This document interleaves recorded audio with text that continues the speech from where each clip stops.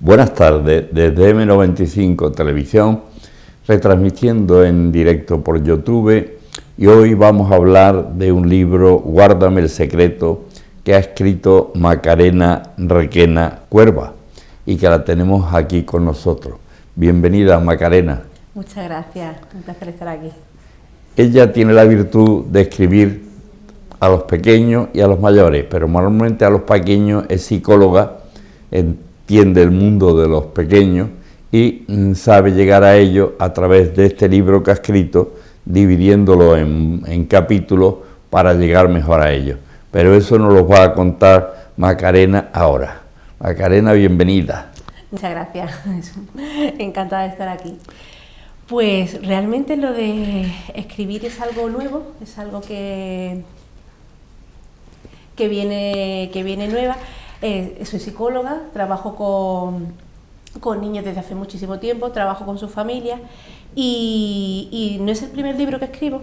Anteriormente escribí un libro, es un cuento para ayudar a la familia a transitar el duelo. Ese libro sí que es destinado para niños y está desde la óptica de un niño. Este es más para adultos y no es tanto mi faceta como psicóloga, es verdad que quizás sí que se ven habilidades o estrategias que sin querer te salen. Sin querer me sale, pero es más bien creo que aquí habla mucho de la escucha. Es verdad que para escribir creo que hay que escuchar, ¿no? Porque hay que ver un poco y aquí, por ejemplo, me he basado en historias, pero no historias, por ejemplo, de las noticias, historias que he conocido a lo largo de mi vida y me ha parecido bonito reflejarlas. Algunas es un poco como denuncia, otras como me gustaría transmitir alguna enseñanza y otras desahogo personal. Bueno, el escribir tiene que ser una satisfacción, más que una obligación, y cuando estás a gusto escribiendo, pues así salen las palabras. Exacto. De hecho, yo siempre digo que este libro era un libro que no estaba destinado a ser, porque no es un libro hilado, sino que son 12 relatos, no tiene nada que ver con ellos, y lo único que tienen en común es que todos los personajes del libro guardan un secreto para ellos que es difícil de compartir por un tema de incomodidad. No son dramas, no son tragedias, pero son temas que no suelen ser amables a la hora de transmitir. Y por eso se llama el libro Guárdame el secreto. Exacto. Porque es lo que une todos los relatos que has hecho del libro. Y la moraleja, porque me preguntan, ¿tiene moraleja? No tiene, ¿vale? En teoría no tiene moraleja, pero sí que al final creo que se transmite la idea de que guardar el secreto no nos hace bien, que si todos compartiéramos esa cosa que nos incomoda, esa cosa que nos hace sentir un poquito mal, nos veríamos lo acompañados realmente que estamos, porque ha pasado mucho que cuando se habla, ¿no? Por ejemplo, aquí se habla sobre la maternidad, se habla sobre la paternidad, sobre el duelo, cuando lo compartes con los demás te das cuenta de que mucha gente te dice, uy, a mí me ha pasado esto, pues yo también me he visto reflejado en eso, y eso alivia mucho. Sí, cuando se da uno cuenta que no es uno sino que es las cosas normales de la vida. Exacto, pero es como, mira, te voy a poner un ejemplo vuelvo a mis niños, ¿vale? Aunque esto no es para niños, pero vuelvo a ellos porque son un ejemplo maravilloso de vida. Había un niño pequeño hace algunos años, unos 8 añitos, que un día hablando con él me decía súper angustiado que el día que me tengo que casar y verás tú cuando yo me case y tal, y le digo, pero tú sabes que casarse no es obligatorio, que se casar que quiera, y me dice, ¿qué me dices? Y le di una relajación y un de eso de saber que no se tenía que casar. Entonces digo, fíjate, si ese niño no llega a decirlo, no llega a decir que está angustiado por lo de casarse, se tira 2 o 3 años más pensando que se tiene que casar. Se queda con el trauma. Entonces, claro, digo, a ver si realmente aquí aprendemos un poco a que si está escrito es porque a más gente le está pasando. Entonces, que no esa muchas veces tensión que tenemos, si la compartiéramos, realmente nos daría muchísima más paz. Efectivamente, tanto el diálogo como el compartir con alguien de confianza esos secretos, entre comillas, exacto, pues puede encontrar la solución. Exacto, que realmente, has visto, entre comillas, porque no son secretos, es que son realidades que nos pasan. Y yo digo que hay gente, los afortunados somos conscientes, y los que no somos tan afortunados no nos damos cuenta, pero notamos como el peso, como esa sensación de malestar o de tensión, y no llegamos a identificarlo. Y es verdad que cuando una persona se pone frente al espejo e intenta identificar a veces qué le pasa, no es cómodo, pero es necesario. Sí, cuesta trabajo de sacarlo de dentro, pero cuando te das cuenta que es solución, pues ya el tema cambia. Y a veces no es, porque hay cosas que no tienen solución, ¿no? Es decir, hay muchas cosas en esta vida que desgraciadamente no, pero sí, creo que lo has comentado antes, la comprensión. Cuando nos sentimos a lo mejor comprendidos, o muchas veces hay un tema, en psicología hay un tema que estamos peleando mucho con él, que es la invalidación de los sentimientos, ¿no? Es como cuando tú cuentas algo y te dicen, bueno, no es para tanto. Que lo hacemos de una forma súper amable porque queremos que la persona a la que queremos no se sienta mal, pero al final nos sentimos como a nadie le importa lo que me está pasando, o bueno, soy un quejica. Pero es verdad que hay veces que necesitamos como ese apoyo, aunque no tenga solución, sino... Hay formas y formas de decirlo. Exacto, ¿no? Porque es verdad que muchas veces... Aunque sea lo mismo. ¿A que sí? Sí. No es lo mismo, ¿verdad? Porque para esa persona es muy importante lo que tú estás diciendo. Y entonces, si no sabes llegar a lo que él quiere escuchar, pues entonces el tema se queda ahí no muy válido. El otro día escuché una frase de un médico que me encantó. Le estaba preguntando que cuál era el mayor dolor que existe. Y el médico dijo, el mayor dolor que existe es el que sientes tú. Claro. Digo, es que claro, entonces nos pasa muchas veces que tendemos a comparar, ¿no? Historias de vida, dolores, y no es una cuestión de comparar, sino que yo ahora mismo en este momento estoy sintiendo esta realidad y bueno, en este caso son realidades que no son amables, pero también cuando estoy sintiendo algo bueno, si la comparo seguramente, por ejemplo ahora con las redes sociales, ¿no? Si yo comparo mi vida, aunque para mí mi vida es bonita, la comparo con la de X influencer, digo, salgo perjudicado en la comparación, cuando mi vida es bonita. La comparación, dice, siempre es odiosa. Totalmente. Digo, hay que pensar menos y sentir más. Exactamente. Yo me decía un médico una vez una frase, yo fui ya desesperado, digo, mándeme usted lo que sea, que yo voy a seguirlo a rajatabla, el horario y la medicación. Yo, no me diga usted eso, si me hizo esto yo no podría dormir. Digo, ¿por qué? Dice, porque yo cuento en que la persona que toma la medicación, si la medicación no le va bien, deje de tomarla, que no la tome porque se la he mandado yo, sino le tome porque efectivamente es eficaz para él. Luego se necesita que lo que uno haga sea uno el primero satisfecho en eso. Si no eres satisfecho, ya te lo puede haber dicho el mejor psicólogo o el mejor doctor, que si en ti no ha hecho mella, pues no hay que dejarlo. Y es verdad, a veces vamos ciegos, vamos con los ojos vendados a lo que... Es que me lo ha dicho fulano. Bueno, te lo ha podido decir fulano, pero a ti eso te hace polvo. Los consejos, ¿no? Los maravillosos consejos que da. Y es verdad, oye, escuchar está bien, pero al final, como tus zapatos no hay otro, ¿no? Y ponerte en tus zapatos es importante. Hay que saber discernir lo que te dicen para utilizarlo en favor tuyo o adaptarlo a ti lo mejor que se pueda, ¿no? Sí, de hecho, bueno, la verdad que los psicólogos intentamos trabajar mucho eso, porque además una cosa que te preguntan mucho, ¿no? Es que, pues, que si das consejos, ¿no? Todo el mundo se piensa que tú tienes una batería de consejos y realmente no, lo que se intenta siempre es que tú mismo encuentres la conclusión y la solución. Por eso hemos visto siempre el diván de dejar hablar a la persona que viene a pedirte consejo, porque primero tiene que exponer esa persona lo que necesita y lo que siente, y tú a la vista de esa situación en particular y no de otra, pues adapta las cosas. Exacto, la escucha, ¿no? Claro, la escucha, sí. Es que... Te tiene que poner en su lado, si no te pones a pensar en cómo piensa la persona que necesita el consejo, pues seguramente le vas a dar uno que no le va a servir de nada. Consejo estándar, ¿no? Consejo de Instagram. Sí. Cojo la página 24, niño, aplica la 24. Sí. Hombre, es verdad, hay libros maravillosos de guía, pero al final volvemos a lo mismo. Somos individuos personales y cada uno tenemos nuestras realidades y como has dicho tú, cada uno siente a su manera. Entonces, efectivamente, tenemos que adaptarlo. Me ha chocado alguno de los títulos que hace los episodios del libro, sí. de vida a sorbos. Vida sorbo. Ese es uno de los títulos muy bonitos. Es como, tampoco quiero hacer mucho spoiler, porque la gracia es leer el libro y leer los capítulos, pero ese, por ejemplo, son meditaciones, porque al final, mira, todos los personajes del libro, exceptuando uno que es Caperucita, no tienen nombre, porque el nombre no es importante, ni el nombre ni la descripción, lo importante es lo que siente. Entonces, en este caso, es una persona que ha tenido una vida larga y no ha sido una vida fácil. Entonces se ha ido recuperando, se ha ido reponiendo a lo largo de su vida y medita un poco sobre la presencia del olor del vino que ha tenido en su vida, ¿no?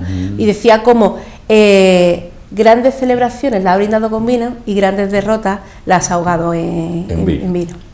O sea, que ha servido según las circunstancias, ha sido positivo para una y otra circunstancia. Exacto, sí, entonces piensa y dice que ve el contexto, lo diferente que puede ser. Y por eso lo de sorbo, claro, exacto. El sorbo del vino que le hacía efecto en ese tema. Exacto. Y hay uno también que habla del campanario. Sí, sí, y me ha llamado la atención. Pues el narrador es una cigüeña, ¿vale? Es una cigüeña que habla sobre su trabajo con la maternidad. Y la maternidad es un personaje más, es decir, no la maternidad de ser madre, sino lo que es la maternidad, el don de dar hijos. Entonces la cigüeña habla de la presión que sufre muchas veces la maternidad, que muchas veces la gente, las parejas, ponen en ella como todas sus esperanzas de felicidad y entonces empiezan las presiones. Y luego que a veces se equivoca, a veces va donde no tiene que ir, a veces se lleva cosas que no se tiene que llevar, y entonces es un tema bastante, es un relato para mí muy bonito, pero es durillo. Sí, porque claro, son muchas circunstancias las que pueden aparecer. Exacto, porque además hay una frase que dice que la maternidad llega, aunque a veces los hijos no. Sí, ¿quién no se ha planteado? Además, por eso digo, uso la palabra maternidad y paternidad, porque no quiero que se piense que es solamente la maternidad dirigida a ser madre, sino lo que es la esencia de la maternidad, del deseo de los hijos, del cuidado, de las expectativas que hay sobre ese tema. Y entonces a veces hay momentos en tu vida en los que los hijos no llegan, aunque lo peleen mucho y aunque sea muy duro de entenderlo, y cuando no llegan es un proceso muy duro de asimilación. Entonces, y sobre todo creo que entonces la cigüeña dice que cree que la maternidad está sometida a mucha presión porque las expectativas que se ponen sobre ella, además, ¿no? Las mamás que dicen es que no hacen nada bien, es como cuando abrigan muchos niños porque lo abrigan mucho, cuando no, que abrigado. Entonces, claro, es un tema escabroso. Además que sabe todo el mundo darte consejos sobre lo que tú no quieres consejos, porque si te dan consejos contradictorios a lo que tú estás experimentando, pues lógicamente no va a ser positivo para ti. Además, ya bastante difícil, ¿no? Sobre todo los primeros meses que te vas ubicando, que vas a las nuevas circunstancias. Que ahora te den consejos, pues además consejos los que quieras, ¿no? Sí. De hecho te dicen el médico, no, pues cada 2 horas le da, ¿no? De pecho de demanda. Y es como, bueno, pero me está pidiendo 1 hora y media, ¿qué hago? ¿Le doy, no le doy? Entonces, desde eso, ¿no? Lo del médico hasta pues, las abuelas, la sociedad, ¿no? Hay una frase que a mí creo que me ha estimulado mucho a escribir varias cositas, que es la de ten hijos como si no trabajaras y trabaja como si no tengas hijos. Entonces, ¿cómo hago eso? Sí, eso es el eterno dilema. Exacto. Claro, si tengo hijos, ¿qué va a pasar? ¿Cómo lo voy a cuidar si tengo que ir al trabajo? ¿Cómo voy a compatibilizar las dos cosas? Pues desde que el mundo es mundo, la han compatibilizado de una forma o de otra. Entonces no hay que ahogarse, porque el problema es ahogarse antes de que pase, ¿no? Y si quiere uno tener niños y que es deseoso de que haya niños, porque el mundo se acaba si decimos todos cómodamente no traer niños al mundo, pues nos invadirán los que sean y cambiarán el mundo de los habitantes que hay a otra raza distinta, ¿no? Además, los niños dan vida. Sí. Los niños son vida, son energía, son luz y bueno, yo es que trabajo con ellos, entonces no hay cosa más maravillosa que un niño. Yo es que me ha chocado mucho aquellas personas que han tenido 11 hijos o 12 hijos y llegan a los 90 años. Y yo decía, joroba, con todo lo que han tenido que bregar para 11 hijos y 90 años. Pues bueno, mi abuela murió a los 95 y tuvo 11 hijos. Y como ese ejemplo lo he visto y te chocaba, porque decía, desgastará el organismo. ¿Qué va? El organismo se recrea y es autosuficiente y comprende que es una misión del organismo el traer al mundo personas y se adapta el cuerpo. Y la verdad, es verdad que la maternidad, bueno, lo que un embarazo deja el cuerpo, deja marca en el cuerpo, pero... momentánea, luego después... No, pero es verdad que al final, ¿no? El que tiene hijos, o el que los desea, o el que lo... Incluso no tiene por qué ser madre biológica, ¿no? Es decir, yo digo que hay madres que conocieron a su hijo en el momento después del parto, ¿no? Es decir, criar a los hijos es una cosa muy bonita, pero es verdad que es complicada. Sí. Entonces, bueno, creo que más que señalarnos o más que buscarnos fallos, creo que deberíamos de ser compasivos, es decir, con la gente de nuestro alrededor y con nosotros mismos. Porque a mí es una palabra que me gusta mucho, pero que creo que se entiende mal, porque la asocian a negatividad, y cuando creo que la compasión, es decir, el tener en cuenta a los demás y darnos cuenta de sus realidades, me parece algo fantástico. Y nosotros mismos, es decir, no podemos presionarnos de la manera que lo hacemos a veces.